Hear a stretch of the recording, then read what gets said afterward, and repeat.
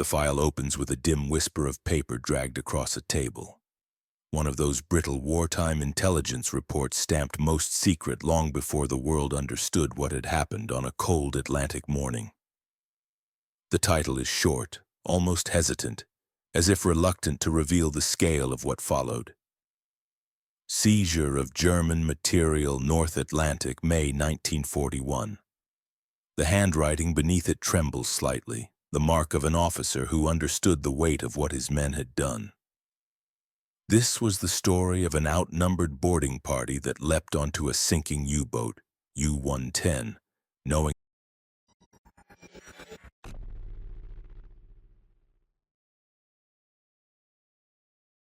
the vessel could explode or plunge beneath them at any second. They boarded anyway. And from that collapsing steel coffin, they stole the device that helped turn the tide of the Atlantic War in the Second World War. The first images cast us back into the chaos that shaped these men. Soldiers advancing under gunfire in Europe. World War II was a storm swallowing continents, a war fought across mud, snow, ocean, and city streets. The Battle of the Atlantic was only one front, but it was the lifeline on which Britain survived.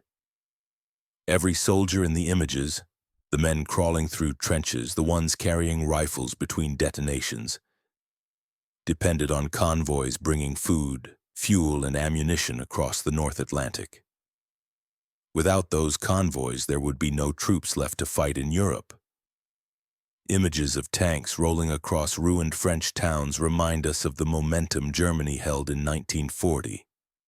While panzer units swept across Europe, Admiral Dönitz unleashed his U-boats into the shipping lanes. They traveled in wolf packs, coordinated strikes, and sent merchant ships to the bottom by the hundreds. For the crews of the Royal Navy, this wasn't a distant front. It was a battle that played out in freezing seas under howling winds night after night. Then, another image, a ship sinking by the bow, fire curling across its decks. This is what the U-boat commanders saw as their victory. For the British, it meant lost cargo, drowned sailors, and convoys scattered into chaos. In 1941, the Allies were losing the Battle of the Atlantic. Losses were unsustainable. Without a solution, Britain would starve long before D-Day could be conceived. Fighter planes in formation fill the next frame, a reminder of the Luftwaffe's dominance early in the war. But aircraft did not protect the mid-Atlantic.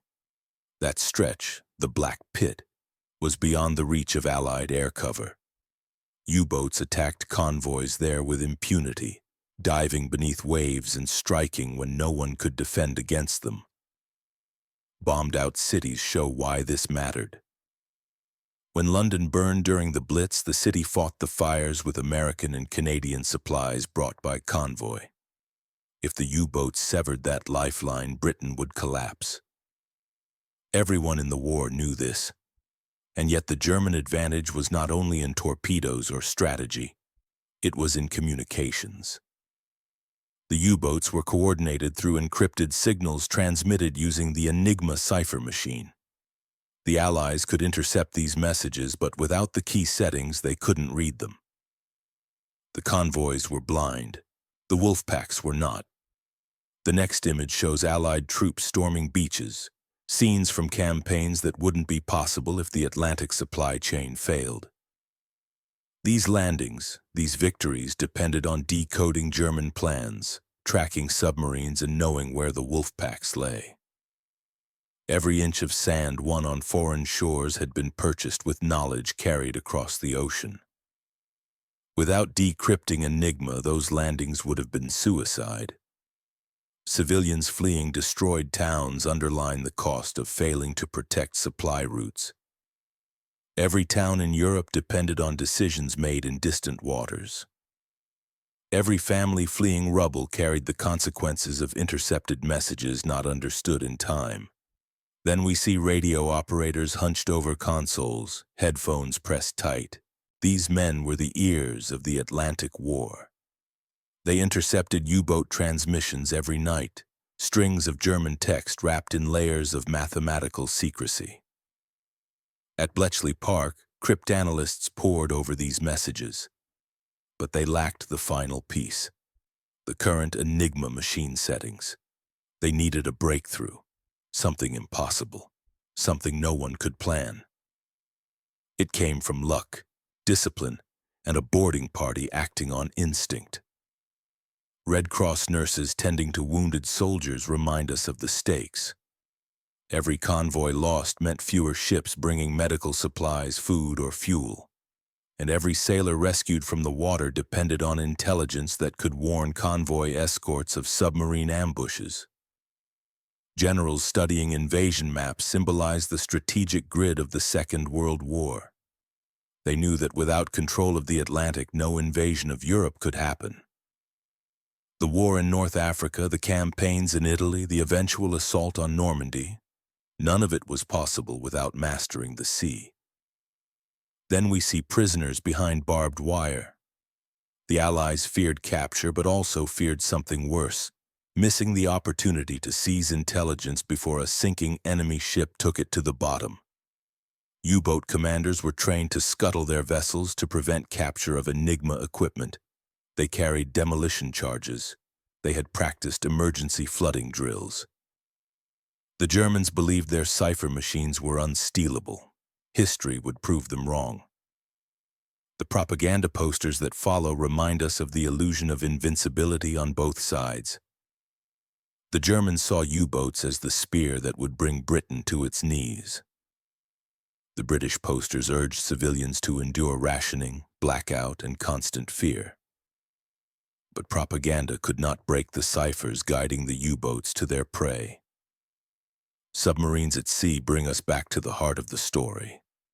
On May 9, 1941, the British destroyers HMS Bulldog and HMS Broadway escorting convoy OB-318 detected U-110. The convoy had been under attack. Depth charges were dropped. U-110 was forced to surface. Its captain, Fritz Julius Lemp, ordered the crew to abandon ship. The submarine lay crippled in the water, its hull cracked, its engines dying. A winter battlefield appears, a reminder of how far the war would spread, but on that day in the Atlantic, the cold itself was a deadly enemy.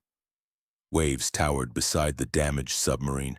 The U-boat began to sink, and that was when the British boarding party made their decision. They leapt onto a sinking U-boat, onto a vessel that could plunge beneath them or detonate at any moment. They were outnumbered by the German crew swimming nearby, many of whom might return to stop them.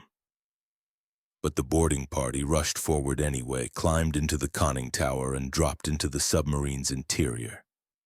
They found Enigma equipment, code books, short signal tables, Hydra settings for U-boat traffic.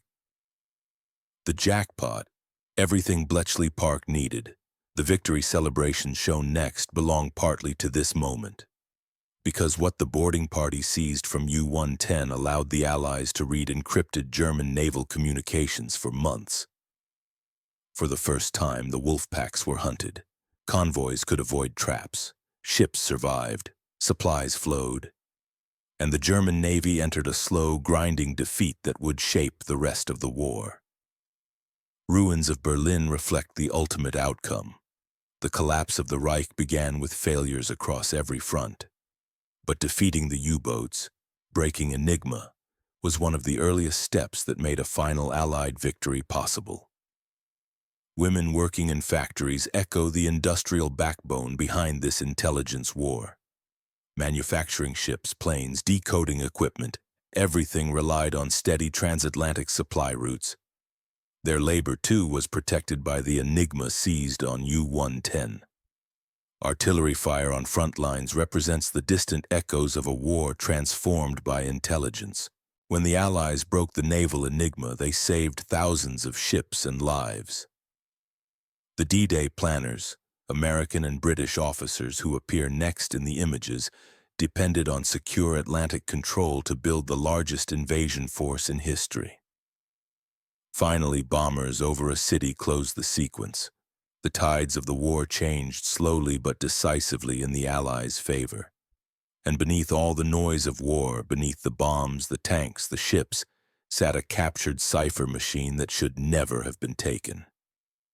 This is the truth behind the outnumbered boarding party that jumped onto a sinking U-boat in the Second World War.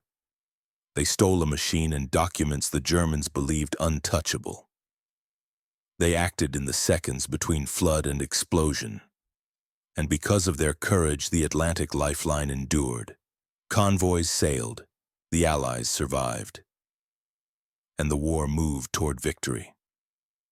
It is a reminder that sometimes the fate of continents hangs not on grand strategy, but on a handful of men leaping onto a dying submarine in the freezing dark of the North Atlantic, choosing to seize in that moment the key that would break the enemy's strongest weapon.